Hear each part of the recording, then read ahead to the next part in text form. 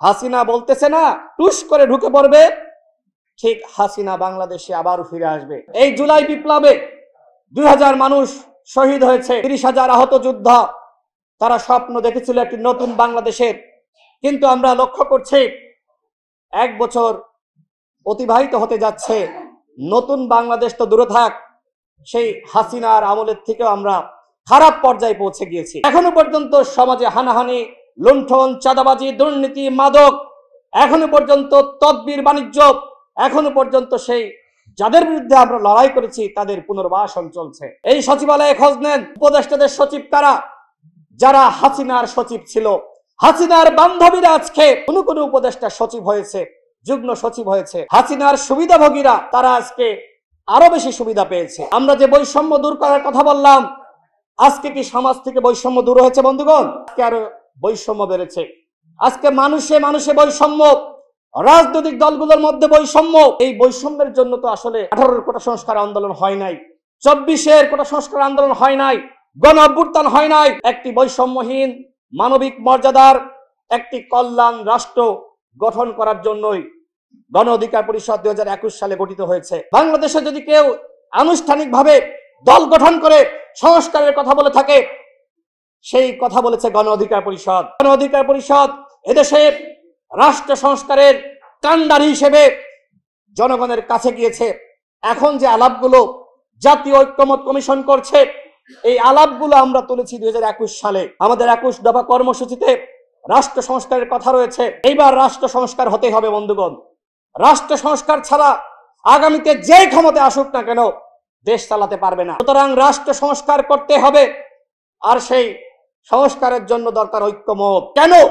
আমি সরকারের কাছে প্রশ্ন রাখতে চাই, কেন আপনারা এই বিভাজিত রাষ্ট্র ব্যবস্থা গড়ে তুললেন? কেন ঐক্য ধরে রাখতে পারলেন না?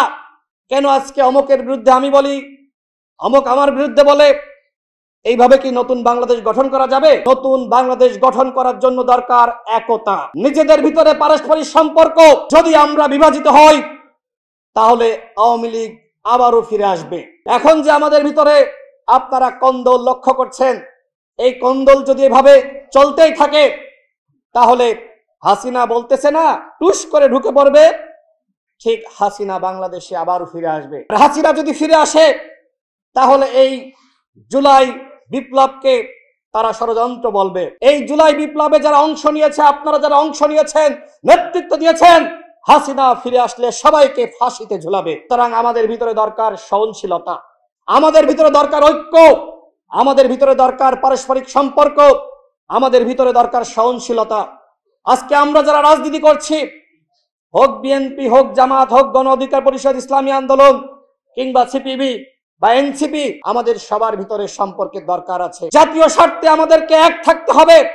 ভারত এবং হাসিনার প্রশ্নে, আওয়ামী লীগের প্রশ্নে কোনো আপোষ করা যাবে না। এই সরকারকে বলবো, আজকে আপনারা রাষ্ট্রীয় সভা করেছেন, কিন্তু এই সরকারের কোন উপদেষ্টার মুখ থেকে কখনো শুনেছেন যে উপদেষ্টারা বলেছে যে 2018 সালের কোটা সংস্কার আন্দোলন না হলে, এই ছেলেগুলো সেই সময় নেতৃত্ব না আসলে, এরা সংগ্রাম না করলে, রিমান্ডের নির্যাতনের শিকার না হলে আজকে 24 কোটা সংস্কার আন্দোলন হতো না? একটিবারের জন্য বলেছে? এই সরকারের উপদেষ্টারা পরিকল্পিতভাবে আমাদের অর্জন, আমাদের ইতিহাসকে আজকে মলিন করার চেষ্টা করেছে। তারা মনে করছে যে আমাদেরকে যারা নিয়োগ দিয়েছে, আমরা যদি আমাদের 18 ভাইদের কথা বলি, তাহলে আমাদের কারোর পথ থাকবে না। যে কারণে কোনো কর্মকর্তার সাথে আমাদের কথা হয়েছে, তারা আমাদেরকে বলেছে যে তোমাদের কথা তারা শুনতেই পারে না, 18 কথা তারা শুনতেই পারে না। কেন?